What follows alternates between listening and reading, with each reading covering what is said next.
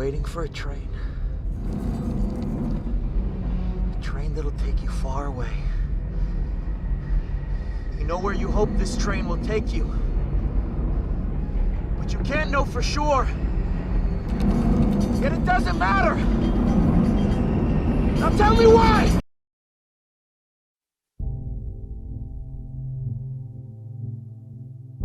I have often puzzled about what it must be like to go to sleep and never wake up, to be simply not there forever and ever. After all, one has some intimation of this by the interval that separates going to sleep from waking, when we don't have any dreams but go to sleep, and then suddenly we're there again, and in the interim there was nothing. And if there was never any end to that interval, if the waking up didn't happen, that's such a curious thought. And yet, you know, I found that's one of the most creative thoughts I ever thought in my life.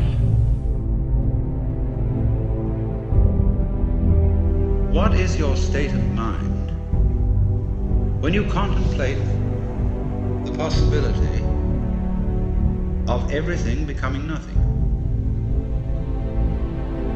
All right, so the universe is a transitory system, like a bubble, like smoke, like foam on the water. And so, how easy? Just go along with it, dissolve. So, what's the problem?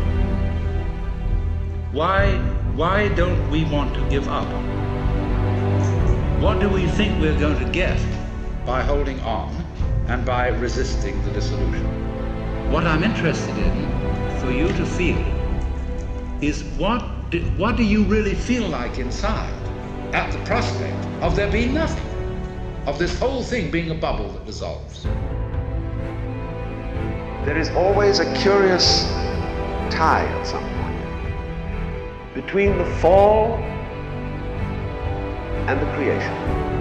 Taking this ghastly risk is the condition of there being life. You see, for all, the life is an act of faith and an act of gamble. The moment you enter any kind of relationship, what an act of faith. You've given yourself up. But this is the most powerful thing that can be done. Surrender. See, and love is an act of surrender to another person. You see, about death, the reality of approaching death, people are apt to feel chilly, cold, lonely, scared because it's an unknown.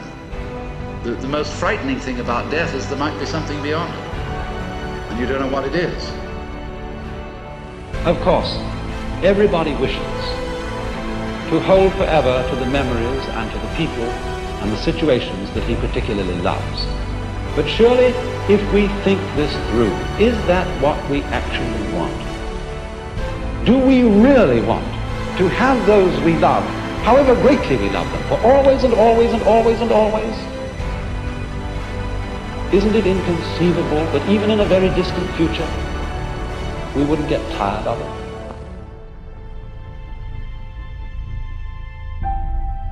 And there comes a point when you have to say, I'm sorry, but I am completely going to abandon responsibility for anything. And then the curious thing that occurs is the moment all that is dropped, suddenly it dawns on you that to be important, existence does not have to go on any longer than a moment. It follows from that, you see, that if any one of us, without being shocked into it by being bombed or put in a concentration camp, could at this moment be as one about to die, genuinely and honestly, we would understand the mystery of life.